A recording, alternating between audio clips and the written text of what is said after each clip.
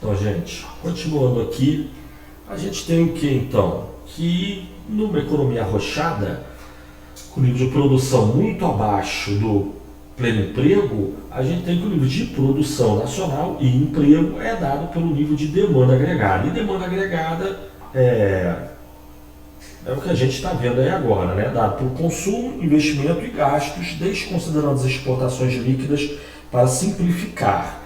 E a gente tem o quê? Que como o nível de produção é dado pela demanda, então para a economia estar em equilíbrio, como a gente vai ver, o nível de produção vai ter que ser igual à demanda. Ou o nível de produção é dado pela demanda. E diferenças entre demanda agregada e produção levam a variações de produção. Se a demanda for maior que a produção tende a aumentar. Se a demanda agregada for menor que a produção nacional, então a produção nacional tende a diminuir. Mas, ou seja, em equilíbrio, o nível de produção tende a ser igual ao nível de demanda agregada. Só que antes de ver o equilíbrio, vamos considerar uma situação de desequilíbrio. Considere que o nível de demanda agregada nacional seja diferente do nível de produção nacional. Classicamente, isso não é problema. Classicamente, o nível de produção nacional é dado pelo mercado de trabalho e está a pleno emprego ou tende a pleno emprego. Diferença entre demanda agregada e produção só leva a variação de preços e salários e a economia tende a se manter ao nível de pleno emprego. Mas isso é devido à hipótese clássica de perfeita flexibilidade de preços e salários. Porém, no mundo moderno, o que nós temos é uma grave situação de rigidez de preços e salários, de tal forma que uma escassez de demanda agregada não leva a uma redução de preços e salários de forma que a economia se mantenha no nível de pleno emprego. Não, uma perda de demanda agregada leva a uma perda de produção e emprego na economia nacional, né? Isso é uma coisa.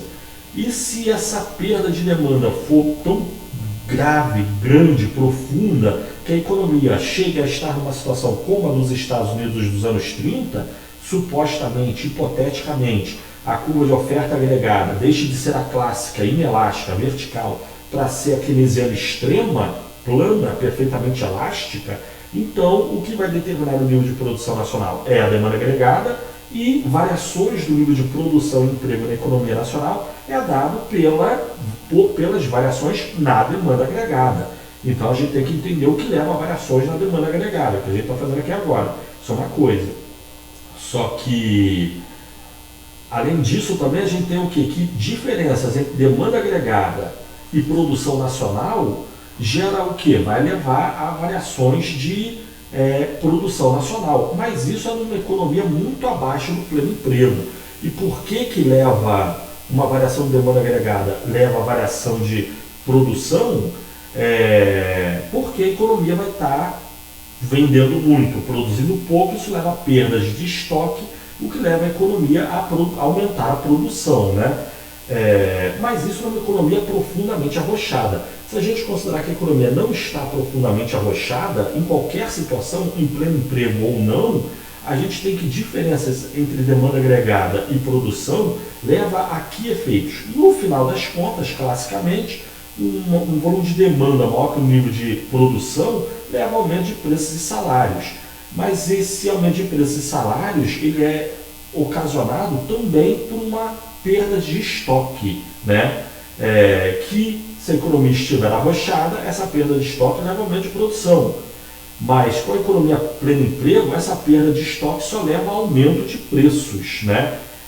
De tal forma a reduzir a demanda. Mas enfim, a diferença em demanda agregada e produção nacional a curto prazo, de imediato, acarreta em quê? Acarreta em dois efeitos. De um lado, em variação de estoques, de outro lado, em variação de preços. Se a demanda agregada em qualquer situação da economia esteja a pleno emprego ou arrochada, se a demanda agregada for maior que o nível de produção, isso tende a levar a dois efeitos, basicamente. É a variação de estoques e a variação de preços. Se a demanda agregada é maior que a produção, então para dar conta da demanda, as firmas vão ter que vender os seus estoques. Mas isso leva a uma redução de estoques. E essa redução de estoques leva a aumento de produção. Mas se a economia não estivesse propriamente arrochada, então essa demanda maior que o nível de produção leva não só à redução de estoques, mas também à variação de preços.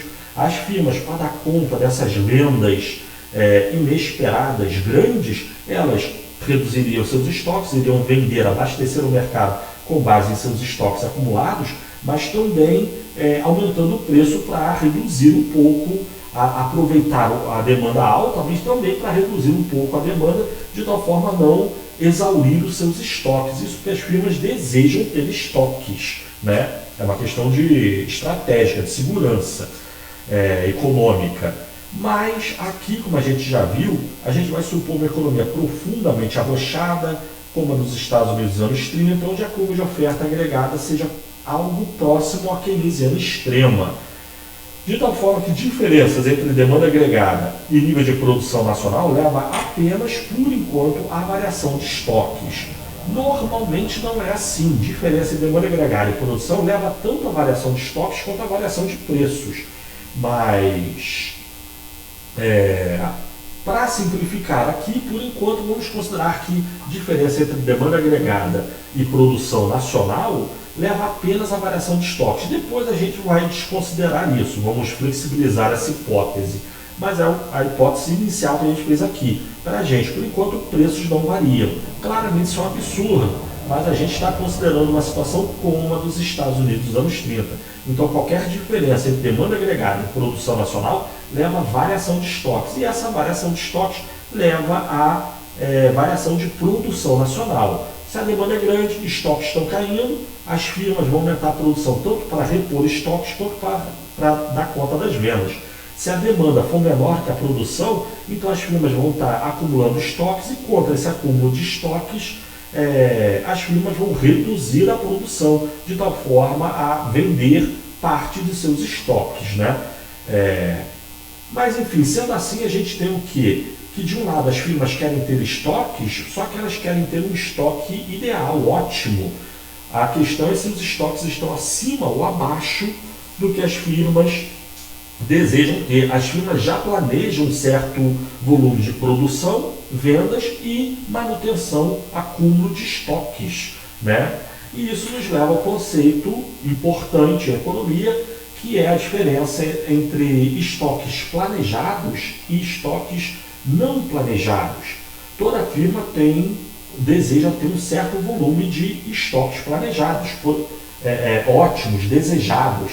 O problema é quando os estoques efetivamente estão além ou aquém dos estoques planejados pelas firmas, né? Então, por exemplo, você imaginar uma fábrica de carro, ela já, do pátio de uma fábrica qualquer de carro, Ford ou Volkswagen, ela já produz um monte de carro, ela não espera vender o carro para receber o pedido de um carro para produzir o carro, ela já está produzindo muito antes de vender, ela já tem um planejamento de vendas e um planejamento de estoques.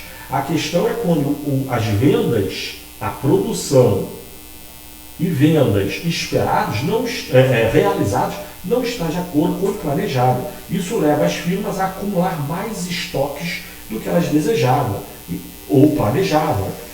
Isso faz com que as firmas passem a ter estoques não planejados e contra esses estoques elas vão ter duas reações.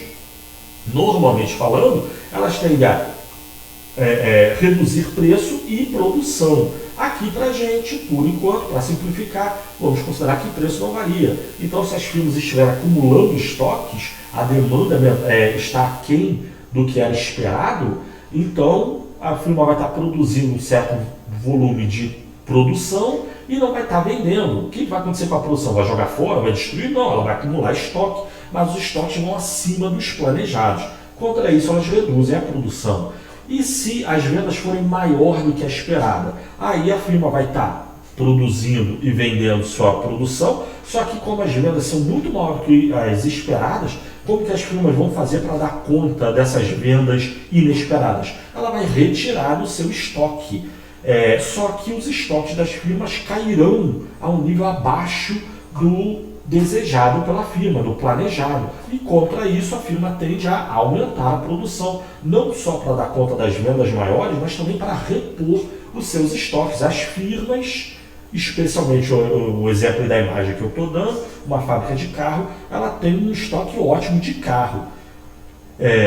Então, por exemplo, uma fábrica de carro, mas se você pensar uma loja de sapato, uma loja de calçados, ela também tem o seu estoque, né? Ali na esquerda uma fábrica de carro, na direita um comerciante, por um acaso, de calçados, né? Mas você vai numa loja de tênis comprar um par de calçados, você quer um certo modelo, um certo tamanho, uma certa cor, se o lojista não tiver, ele não vai te dizer que é para você esperar um pouquinho que ele vai pedir para a fábrica, não. Ele vai te dizer que não tem, pronto. Você vai ter que ou escolher outro ou ir em outra loja para pegar exatamente o que você queria. Mas, em qualquer caso, o lojista, para conseguir te vender o que você quer, ele vai ter que ter justamente um estoque de produtos, né? Então, fábrica tem estoque, indústria tem estoque, comércio tem estoque, né? Só que ambos têm um planejamento de produção e vendas. Quando a realidade dos fatos, as vendas efetivas são diferentes, se estiverem de acordo com o que as firmas planejam, então pronto, a firma vai estar continuamente fazendo um giro do seu estoque. Você bate na porta da empresa, a empresa vai te vender um carro ou calçado ou qualquer outro produto que seja, ela vai tirar do estoque, mas rapidamente ela repõe e ela vai manter o estoque dela indefinidamente. Uma empresa que tem estoque, não é que ela tem a fábrica de carro, não é que ela tem esses carros ficam aí para todo sempre. Não, a firma já está produzindo. Cada carro novo que ela produz vai para o estoque e um carro que está no estoque é entregue para os seus compradores, né? Para os seus consumidores. Mas então o estoque não é que ele ficar parado aí para sempre. Daqui a 10 anos esse é o carro que a fábrica vai ter parado aí no pátio? Não. Um carro já fabricado está no estoque. Quando ela vende, manda o carro que já foi fabricado e põe um carro novo no lugar dele. Então as firmas estão sempre fazendo o giro do seu estoque, mas há um estoque planejado, desejado. O problema é quando o estoque vai muito acima, além ou fica aquém do planejado. Isso leva as firmas a tomar reações, variar produção e preço. Para a gente aqui, por enquanto, só varia a produção, tá? Mas mais um exemplo, a gente tem o quê? O caso muito bom, que é o caso de Páscoa no Brasil e a produção de ovos de Páscoa, que é uma coisa muito própria do Brasil, né? Mundialmente famosa essa produção de ovos de chocolate para a Páscoa. Mas enfim, tanto as fábricas Lacta, Nestlé, Garoto, quanto os comerciantes, lojas americanas, por exemplo, eles têm uma expectativa de vendas de ovos de Páscoa. Eles não esperam chegar no dia da Páscoa para produzir e vender. Muito antes, dias, semanas, até mês, mais de um mês antes da Páscoa, já começa a produção e comercialização de ovos de Páscoa, né? Mas isso, as firmas têm uma expectativa de vendas. E dado que vai ocorrendo antes, muito antes da Páscoa, as firmas já vão sentindo o que está aumentando, se as vendas estão de acordo com o planejado, qual tipo de ovo que está vendendo mais ou menos, qual tipo de ovo tem que aumentar ou reduzir o preço ou a produção. No caso aqui para a gente, de novo, vamos pensar em estoque e produção, vamos desconsiderar o preço. Mas no mundo real, é claro, em condições normais, que preços também podem mudar, né? Mas enfim, a produção de ovos de Páscoa é algo altamente fundamentado, baseado em estoques e planejamento, né? As firmas têm um estoque ótimo. Se o estoque ficar além ou aquém, aí sim que as firmas vão tomar uma reação com relação a isso. Mas enfim, eu estou dando 3 exemplos de produtos elaborados. As firmas têm estoque planejados de produtos elaborados, mas elas também têm estoque de produto em elaboração e de matéria-prima, né? Então, se você olhar uma mineradora, ela já produz um monte de minério, ela não espera vender o minério para extrair o minério. A Vale, por exemplo, já está continuamente extraindo minério e ela estoca o minério extraído. Amanhã ou depois ela entrega a seus clientes na medida das solicitações ou das encomendas já planejadas, mas também podem surgir solicitações, pedidos inesperados, né?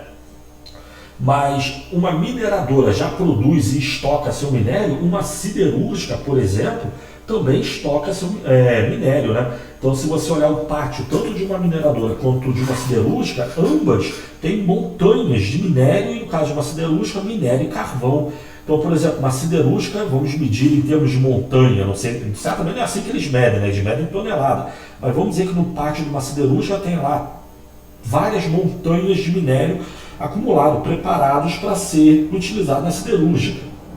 Digamos que normalmente uma siderúrgica tem, sei lá, 6, 7, 8 montanhas de minério para ser utilizada na siderúrgica. O mínimo que essa siderúrgica deseja ter seria 5 montanhas de minério. É muito, dá para vários e vários dias, quem sabe até meses de produção. Mas mesmo que, caso o nível de produção da siderúrgica cresça e seus estoques de matéria-prima caia ao mínimo, ela fatalmente, ela tem estoque, ela mantém estoque, mas ainda assim ela vai solicitar mais matéria-prima a seu fornecedor, que seria a mineradora. Ela não vai zerar o estoque para pedir de minério, para pedir mais minério. Ela sempre vai ter uma montanha, várias, 2, 5 montanhas, nesse exemplo que eu estou dando, 5 montanhas de minério estocados no seu pátio, prontos para ser utilizado. Na medida que ela vai recebendo novo minério, ela vai usando o minério antigo e ela vai girando o seu estoque. Mas, de qualquer forma, a firma sempre tem estoque